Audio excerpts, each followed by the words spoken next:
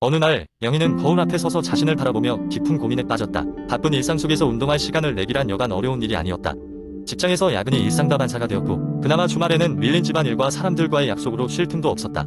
그래서 그녀는 스스로에게 질문을 던졌다. 운동 없이도 살을 뺄 수 있는 방법은 없을까? 그렇게 시작된 여정은 단순히 살을 빼는 것이 아닌 생활 습관 전반을 재정비하는 계기가 되었다. 첫 번째로 영희는 자신의 식단을 면밀히 분석하기 시작했다. 예전에는 시간이 없다는 이유로 패스트푸드나 배달 음식에 의존하곤 했다. 하지만 그녀는 이제부터는 매일 아침을 꼭 챙겨 먹기로 결심했다. 단백질과 섬유질이 풍부한 식단을 통해 아침을 든든하게 먹는 것이 체중 감량에 도움이 된다는 정보를 접했기 때문이다. 통곡물로 만든 토스트에 아보카도와 계란을 얹어 먹거나 요거트와 귀리를 믹스한 건강한 보울이 그녀의 아침 루틴이 되었다. 다음으로 그녀가 주목한 것은 물 섭취였다. 평소 물을 자주 마시지 않던 그녀는 하루에 2리터의 물을 마시기로 마음먹었다. 충분한 물 섭취는 신진대사를 촉진하고 불필요한 군것질 요구를 막아준다는 것을 알게 되었다. 처음에는 자주 화장실에 가야 하는 불편함이 있었지만 시간이 지날수록 몸이 가벼워짐을 느낄 수 있었다. 뿐만 아니라 영희는 자신이 가장 좋아하는 간식에 대한 태도도 바꾸었다. 초콜릿과 젤리를 끊는 것은 고통스러웠지만 이를 대신할 건강한 간식들을 찾아 나갔다. 아몬드나 호두 같은 견과류 혹은 과일칩을 만들어서 먹는 것이 대안이 되었다. 이 모든 과정은 그녀에게 단순히 체중 감량을 넘어 건강한 삶을 향한 긍정적인 변화의 시작이었다. 식습관 개선 외에도 그녀는 일상생활 속에서 자연스럽게 신체 활동을 늘리기로 했다. 출퇴근 시 계단을 이용하거나 점심시간에 동료들과 가볍게 산책을 하는 것으로 시작했다. 이러한 작은 변화들이 일상의 활력이 되었고 땀 흘리는 운동 없이도 체중 관리에 많은 도움이 되었다. 무엇보다 중요한 것은 마음가짐의 변화였다. 영희는 자신을 꾸준히 칭찬하며 긍정적인 생각을 유지하기로 했다. 체중 감량의 목표를 숫자에 두지 않고 더 건강하고 행복한 삶을 추구하는 것으로 설정했다. 몇 달이 지난 후 영희는 이전보다 훨씬 건강해진 자신을 발견할 수 있었다. 물론 체중도 줄었지만 가장 큰 변화는 그녀의 삶 전반이 더 가벼워졌다는 것이었다. 꾸준한 생활 습관 변화만으로도 충분히 건강한 변화를 이룰 수 있다는 것을 깨달은 영희는 앞으로도 이러한 습관을 계속 유지하며 살기로 결심했다. 그 이야기는 단순한 체중 감량의 성공이 아닌 인생의 새로운 시작을 알리는 교훈이었다. 두 번째 이야기. 어느 여름날 피부 전문가인 서연은 그녀의 작은 스튜디오에서 한숨을 내쉬었다. 최근 그녀의 피부 상담소를 찾는 사람들이 눈에 띄게 증가했는데 그중 많은 사람들이 피부 트러블로 인한 고민을 호소하고 있었다. 전문적인 스킨케어 제품과 치료를 제공하는 것 외에도 그녀는 그들에게 영양학적인 조언을 줄 필요성을 느끼기 시작했다. 결국 피부의 건강은 단순히 외부적인 요인에만 좌우되지 않고 몸속에서부터 시작되기 때문이다.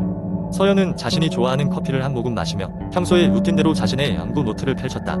그녀는 항상 최신의 자료를 조사하고 연구 결과를 확인하며 고객들에게 가장 효과적인 솔루션을 제공하기 위해 노력했다. 이번에도 다양한 저널을 검토하며 피부 건강에 도움을 줄 수 있는 식단에 관한 새로운 인사이트를 발견하길 기대했다. 마침내 서연은 여러 연구 결과들이 공통적으로 강조하는 몇 가지 음식들을 정리했다.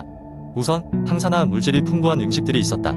블루베리와 시금치 같은 과일과 채소는 피부 세포를 보호하고 노화를 방지하는 비타민C와 E를 많이 함유하고 있었다.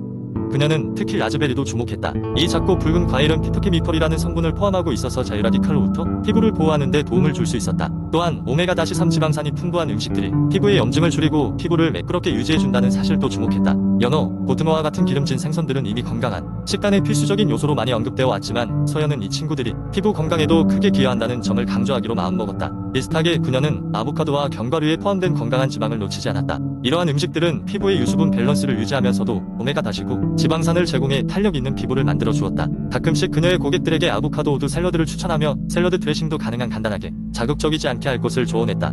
서연은 다양한 자료들을 종합하면서 어느덧 피부 건강을 위한 완벽한 식단 구성을 조금이나마 눈앞에 그려냈다.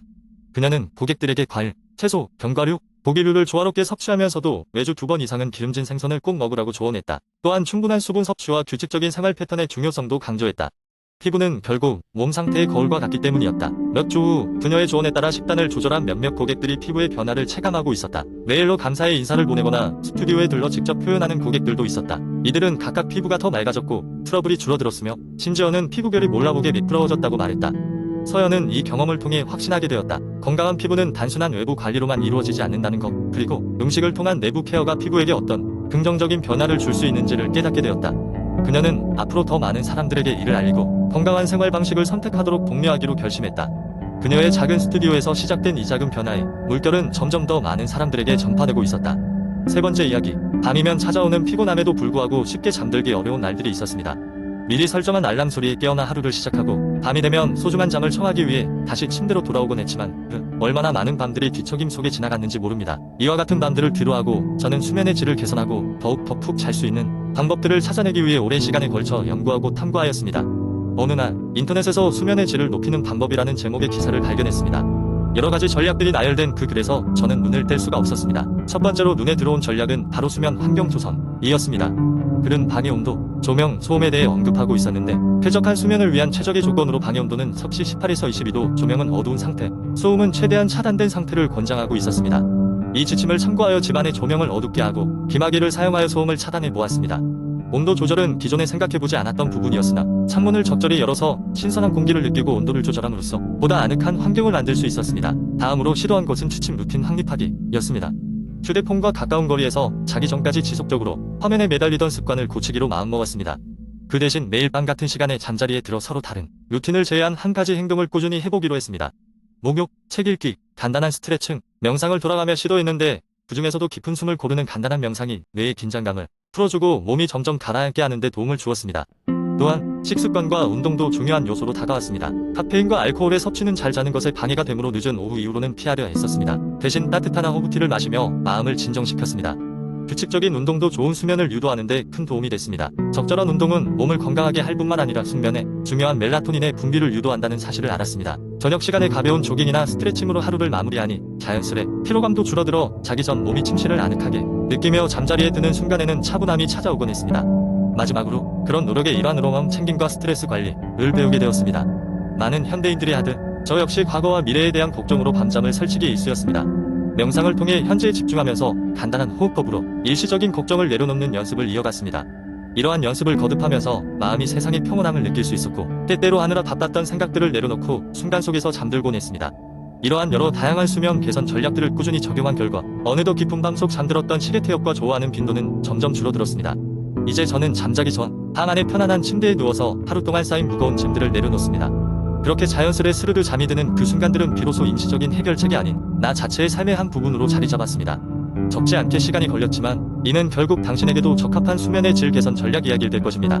네 번째 이야기, 체중 감량은 많은 사람들이 도전하지만 다양한 이유로 실패하곤 하는데요. 이번에는 이 목표를 쉽게 달성할 수 있는 다이어트 성공법에 대해 공유해드리겠습니다. 먼저 다이어트를 시작하기 전에 명심해야 할 것은 자신의 몸 상태와 생활 패턴을 먼저 이해하는 것입니다.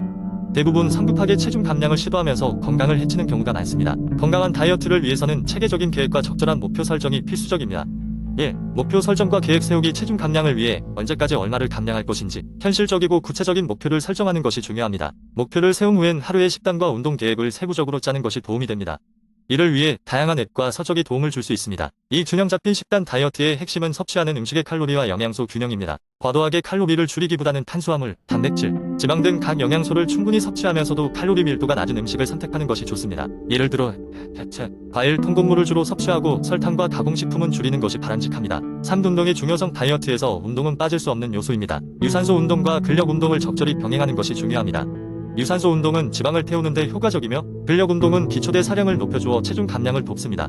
꾸준히 운동하는 습관을 가지는 것이 중요하며 처음부터 지나치게 무리하지 않고 점진적으로 운동 강도를 높여가는 것이 좋습니다. 4. 일상의 변화. 작은 생활 습관의 변화도 장기적으로 큰 차이를 만들 수 있습니다. 예를 들어 엘리베이터 대신 계단을 이용하거나 한 정거장 먼저 내려 걷는 습관을 들이는 것이 좋습니다. 또한 수면 시간도 체중 감량에 큰 영향을 미칩니다. 충분한 숙면은 스트레스를 줄이고 신진대사를 원활하게 해 체중 감량을 돕습니다. 5. 심리적인 준비. 다이어트는 심리적인 싸움이기도 합니다.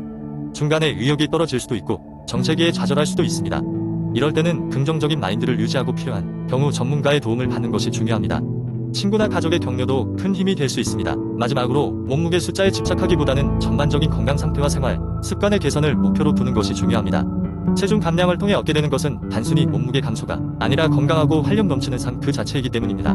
이 방법들을 참고하시면서 꾸준히 노력하신다면 누구나 건강하게 체중 감량을 성공할 수 있을 것입니다.